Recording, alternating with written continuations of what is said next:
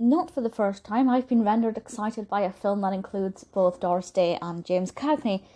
The West Point Story is a film I hadn't heard of. It's also known as Fine and Dandy. I'm not sure what the official title in the UK was. But this was released in 1950, directed by Roy Del Ruth, and stars alongside Cagney and Day Virginia Mayo, who is brilliant as well.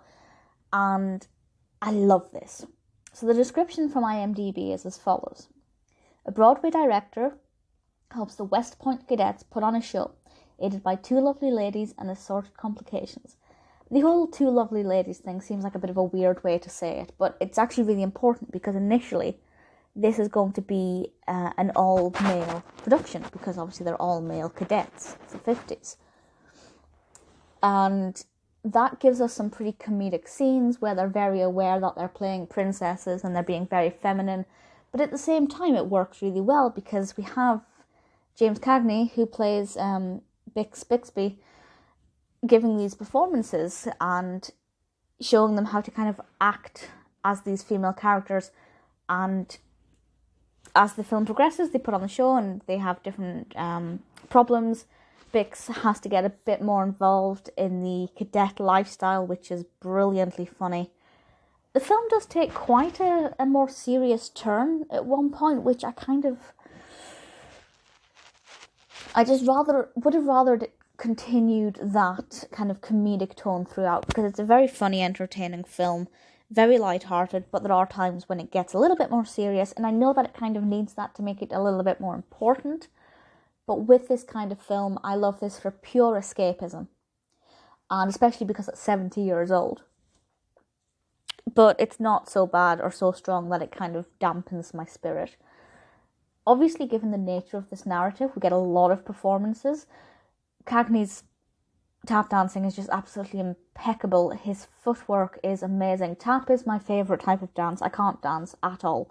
But to watch, I just love the sound of tap dancing, and this film really utilises it. It's absolutely fantastic. There's some amazing choreography, especially from the cadets. There's some great performances all around. This is quite a bit of a musical, and honestly, the soundtrack is so beautiful. I don't know if I could pick a favourite song. In fact, no, I probably could. I think I like By the Kissing Rock. That's an absolutely brilliant song. And You Love Me, I guess. It Could Only Happen in Brooklyn. It's got a great soundtrack. It's really a lot of fun. Doris Day's vocals are absolutely beautiful. Virginia Mayo is in this more than Doris Day, which I hadn't expected. But I really like her character. I like her attitude. I like how she bounces off of Cagney. And, the on-screen chemistry across the board is great. The narrative development is brilliant. I have to say that the fact that it takes a slightly more serious turn at one point does actually help the narrative development, because it means that it was building up to something a little bit more important. But just for me and what I was feeling at the time, not something I actually would have wanted, but not a big deal.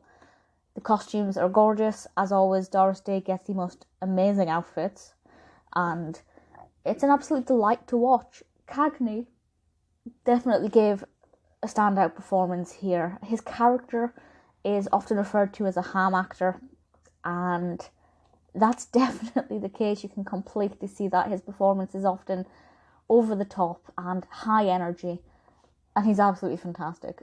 I love this film. If you love, any of the actors in this, I think you'll really enjoy it. But even the narrative itself is great fun. You do have to kind of have a penchant for musicals. I think it's very heavily choreographed and vocal led. I think you'll enjoy it though. I personally loved it. It's one that I would absolutely recommend, and it's not one of my favourite Doris Days, but it could be in the top 10. It's pretty amazing.